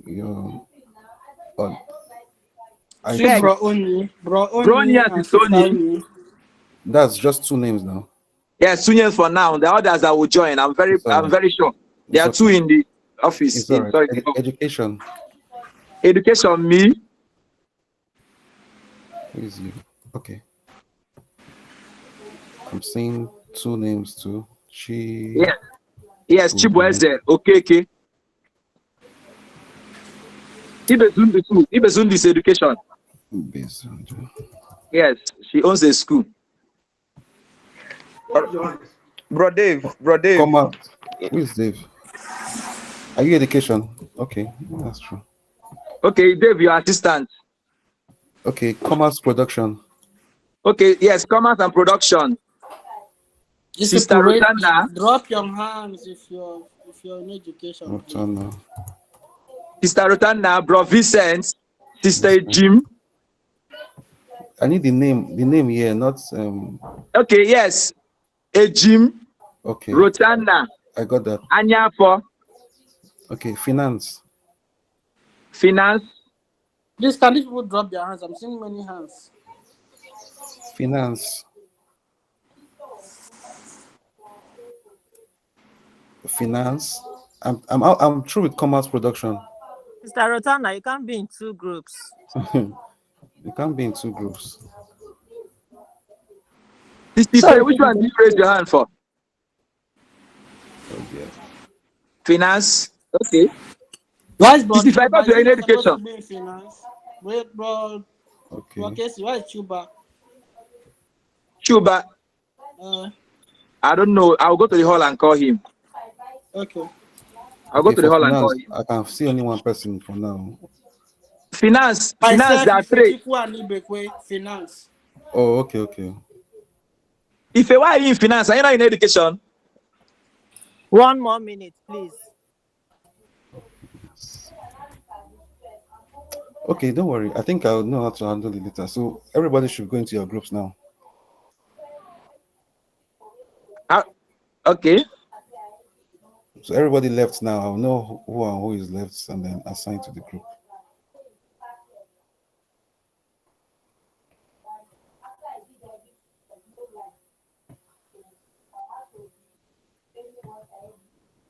So if you are not, Rwanda is not in the group.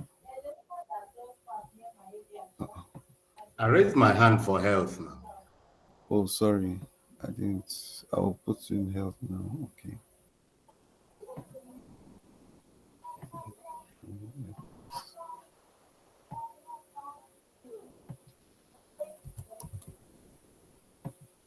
Okay. Peace, Asamadu. Which group are Hi, you in? Bro Josh. I'm still hanging too. Oh, sorry. You are supposed to be in health. Oh, sorry. Yeah, thank you. Asamadu, peace. Where are you, please? Yeah, good morning, sir. Which? I'm supposed to be in education, sir. Okay. Yeah, education. I'm very fine. Okay. So you will see notification to join your group now. I'm on. It's on Nakasa. But Joshua, nobody joined finance with me. I'm the only person that's been there. Who's supposed to be with you? Please put me under sales. Okay, sales.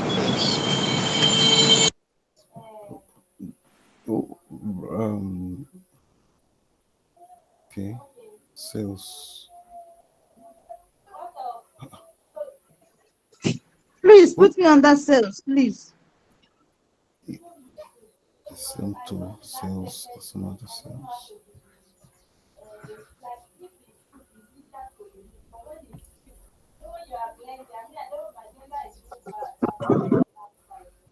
Is there anything like sales here? It's commerce and production. Is that what you call sales? Okay, that's what it sales.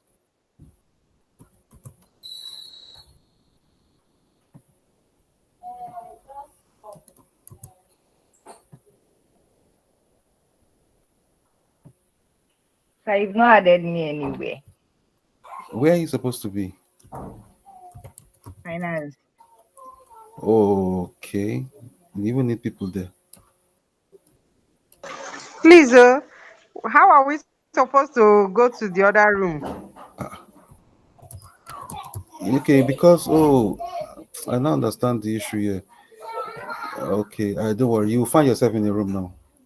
All right, thank you.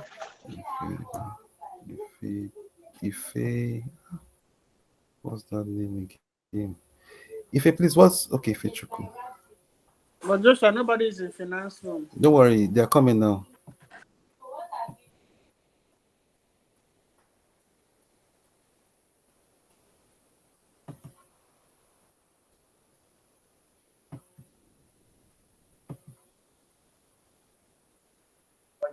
Rajesh, add me to commerce. You not added me, sir. Okay, commerce. This is Obi.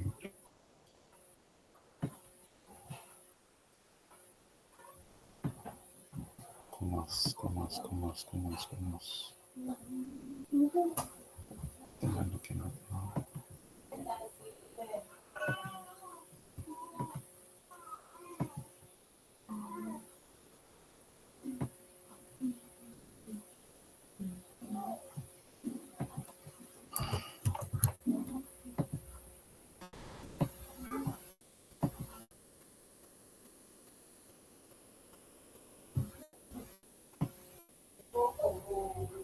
Let's.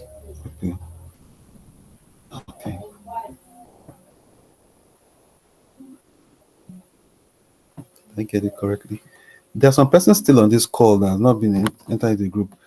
Sorry, if you can hear me.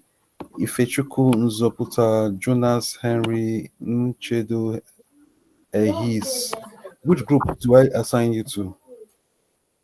Commerce and production type. It's all right. Okay.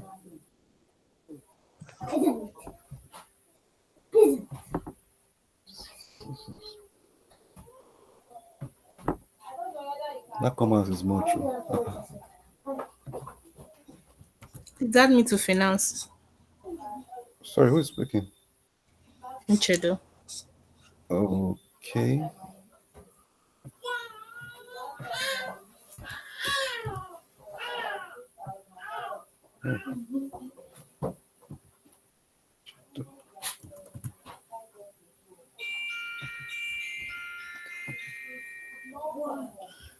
Done.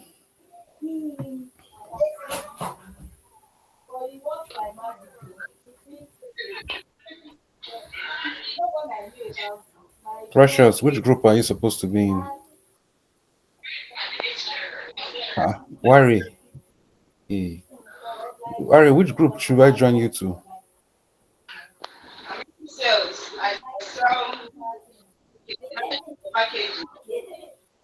There's nothing like sales, so it's commerce production.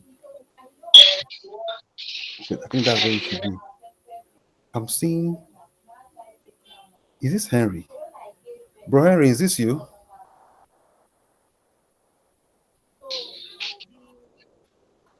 Bro, Henry, where should I add you to?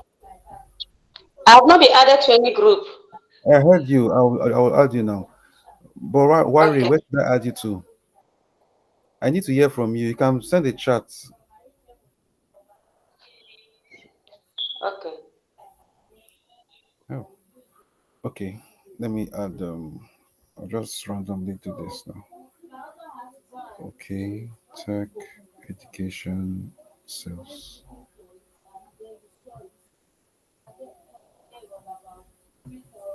Tech, education, sales. Operations.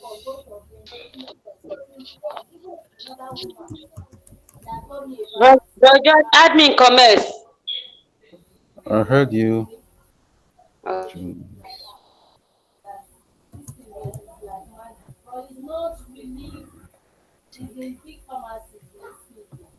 Ifewa, where do I? Okay, Ifewa should be held now. Shouldn't be asking you that question.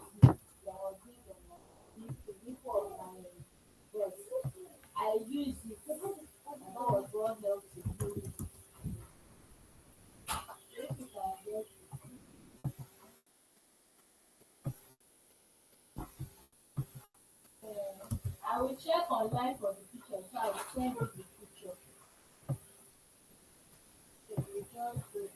Okay. If they don't even have that brand, You should be in your room now. they don't have something to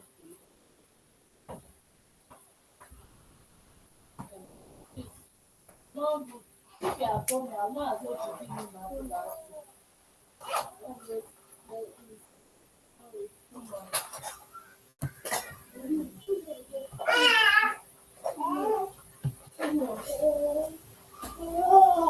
my Chuba. Oh, this Chuba from Prosper. Prosper, which group are you going into? Hello.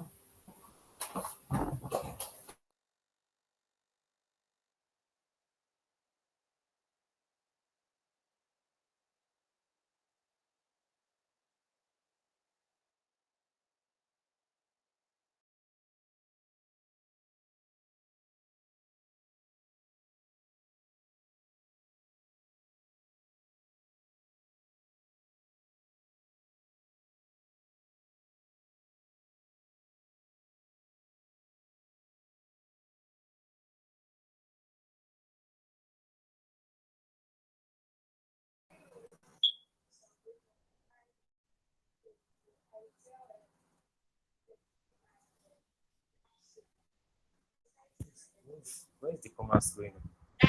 This commerce.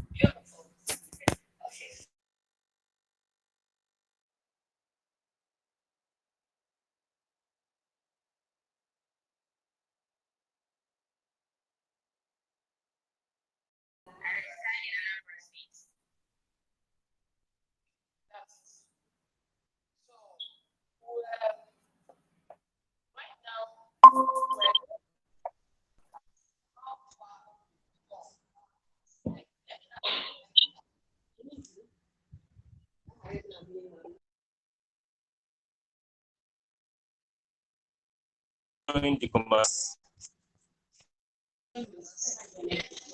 Please join me to commerce, Suba. Yeah? Join me to commerce. Join me to commerce. I'm supposed to be in finance. Is it finance and commerce? Finance and commerce now. All right. Okay. Is it commerce and production? I mean commerce and production. Commerce and production. I'm supposed to be in finance. Finance. I think it was finance also that I chose. I think someone should join us to that one. I don't know how to enter the breakout group. Don't worry, you'll be added now.